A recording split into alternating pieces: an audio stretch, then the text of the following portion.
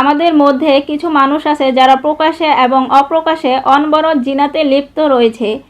সেই সমস্ত মানুষগুলো যদি জানতো যে জিনাহের শাস্তি কি হতে পারে, তাহলে ওই সমস্ত মানুষগুলো কখনোই প্রকাশ্যে এবং অপ্রকাশ্যে জিনাতে লিপ্ত হতো না। আসসালামু আলাইকুম প্রিয় দর্শক, আজকের ভিডিওতে আমি আলোচনা করব যারা প্রকাশ্যে এবং অপ্রকাশ্যে জিনা করে থাকে আল্লাহ তাআলা তাদের জন্য কি শাস্তি প্রস্তুত করে রেখেছেন। এ ব্যাপারে হযরত আব্দুল্লাহ ইবনে মাসউদ রাদিয়াল্লাহু তাআলা আনহু বলেন, যে ব্যক্তি প্রকাশ্যে এবং অপ্রকাশ্যে জিনা করে থাকে, রাসূল সাল্লাল্লাহু আলাইহি ওয়াসাল্লাম বলেন, তাদের জন্য আল্লাহ তাআলা ভয়াবহ তিনটি শাস্তি প্রদান করে থাকেন, আর সেই শাস্তি তিনটি দুনিয়াতেই তাদেরকে দিয়ে থাকেন। চলুন তাহলে সেই শাস্তি তিনটি কি হতে পারে আমরা আজকের ভিডিওতে জেনে নিই। 1 নাম্বার শাস্তি হলো, যে ব্যক্তি প্রকাশ্যে এবং অপ্রকাশ্যে জিনা করে থাকবে তাকে আল্লাহ তাআলা দুনিয়ার মধ্যে এক মহামারী রোগে আক্রান্ত করবেন এবং সে এমন রোগে আক্রান্ত হবে যে সেই রোগ থেকে সে কখনোই আরোগ্য লাভ করতে পারবে না। এমনকি এই রোগেই তার মৃত্যু হবে, আর মৃত্যুর সময় সে অনেক ছটফট করবে, এমনকি অনেক যন্ত্রণাদায়ক কষ্ট ভোগ করবে। 2 নাম্বার শাস্তি হলো, যে ব্যক্তি প্রকাশ্যে এবং অপ্রকাশ্যে জিনাতে লিপ্ত হবে আল্লাহ তাআলা তার চেহারা থেকে নূর ছিনিয়ে নেবেন। দেখবেন একটা সুন্দর মানুষের চেহারার দিকে তাকালে কতটাই ভালো লাগে, আর সেই মানুষটা যদি প্রকাশ্যে এবং অপ্রকাশ্যে জিনা করে থাকে তাহলে তখন আল্লাহ তাআলা তার চেহারা থেকে নূর ছিনিয়ে নেবেন। 3 নম্বর শাস্তি হলো, যে ব্যক্তি প্রকাশ্যে এবং অপ্রকাশ্যে জিনাতে লিপ্ত হয় আল্লাহ তাআলা তাকে অনেক অর্থ এবং কষ্ট ভোগ করাবে।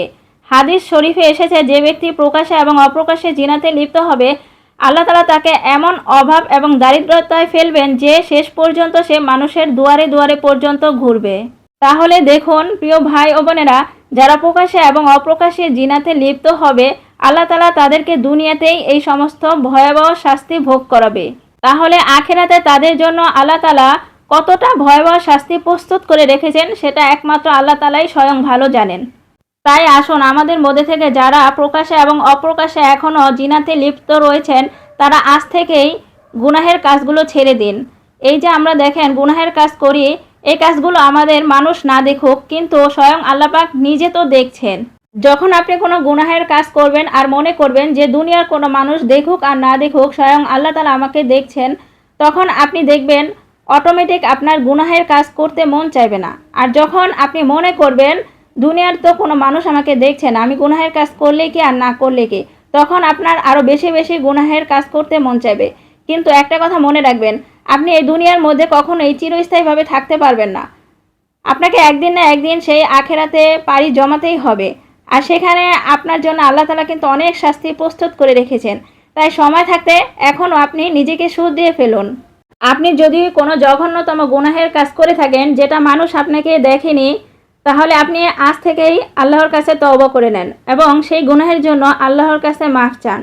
কারণ আল্লাহ তাআলা বলেছেন, কোনো বান্দা যদি আসমান জমিন পরিমাণ গুনাহ নিয়ে আমার কাছে আসে তাহলে আমি অবশ্যই সেই বান্দাকে ক্ষমা করে দিব, কিন্তু সেই ক্ষমাটা হবে দুনিয়াতে থাকা অবস্থায়। আর যখন আপনার মৃত্যু হবে, এমনকি আপনি পরকালে আল্লাহর কাছে মাফ চাবেন, তখন আল্লাহ তাআলা আপনাকে কিছুতেই আর সেই গুনাহের কারণে মাফ করবেন না। আপনি যতই মাফ চান না কেন সেখানে আল্লাহ তাআলা আর কখনোই আপনাকে মাফ করবেন না। কারণ আল্লাহ তাআলা নিজে বলে দিয়েছেন, যখন দুনিয়াতে কোনো বান্দা আমার কাছে মাফ চায় তখন আমি তার জন্য অত্যন্ত ক্ষমাশীল এবং দয়াশীল হয়ে থাকি। আর যখন কোনো বান্দার মৃত্যু হয়, এমনকি পরকালে এসে আমার কাছে মাফ চাবে, আমি সেই বান্দার জন্য কখনোই ক্ষমাশীল এবং দয়াশীল হব না। আমি সেই বান্দার জন্য অত্যন্ত কঠোর হয়ে যাব। তাই সময় থাকতে নিজেকে এখনই শুধরিয়ে ফেলুন। কোনো গুনাহের কাজ করলে আল্লাহ তাআলার কাছে ফিরে আসুন এবং আল্লাহ তাআলার কাছে কান্নাকাটি করে মাফ চেয়ে নিন। অবশ্যই আল্লাহ তাআলা আমাদের সবাইকে মাফ করে দিবেন। এমনকি আমরা যদি দুনিয়ার মধ্যে কোনো গুনাহের কাজ বা কোনো নেক কাজ করে থাকি, তাহলে আমাদের ডান কাঁধে এবং বাম কাঁধে 2 জন ফেরেশতা আল্লাহ তাআলা নিয়োগ করে রেখেছেন, এবং যখন কোনো ভালো কাজ করি তখন সেই ফেরেশতা ভালো কাজগুলো লিখে রাখেন। আর যদি আমরা কোনো খারাপ কাজ করি তাহলে সেই খারাপ কাজগুলো ফেরেশতা লিখে রাখেন। তাই বলছি, আমরা যে কোনো কাজ করি না কেন পালানোর কোনোই সুযোগ নেই, কারণ স্বয়ং আল্লাহ তো নিজেও দেখছেন, এমনকি ফেরেশতাও নিযুক্ত করে রেখেছেন সেই কাজগুলো লিখে রাখার জন্য। তাই আসুন দুনিয়াতে থাকা অবস্থায় আমরা অশ্লীল কাজ থেকে বিরত থাকি এবং বেশি বেশি করে নেক কাজ করার চেষ্টা করি। কারণ এই দুনিয়াতে আমরা চিরস্থায়ীভাবে থাকতে পারবো না, একদিন না একদিন আমাদের পরকালে পাড়ি জমাতে হবে। আর সেখানে আমাদের জন্য আল্লাহ তাআলা ভয়াবহ শাস্তি প্রস্তুত করে রেখেছেন।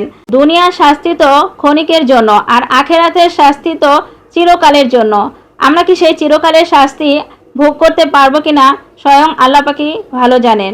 তাই আসুন না আমরা খারাপ কাজগুলো থেকে বিরত থাকার চেষ্টা করি। আল্লাহ তাআলা আমাদের সবাইকে যেন খারাপ কাজগুলো থেকে বিরত রাখেন এবং বেশি বেশি করে নেক কাজ করার তৌফিক দান করেন। আমিন। সবাই ভালো থাকবেন, সুস্থ থাকবেন, আর ভিডিওটি সবাই শেয়ার করে দিবেন, চ্যানেলটি সাবস্ক্রাইব করে দিবেন। আল্লাহ হাফেজ। আসসালামু আলাইকুম ওয়া রাহমাতুল্লাহ।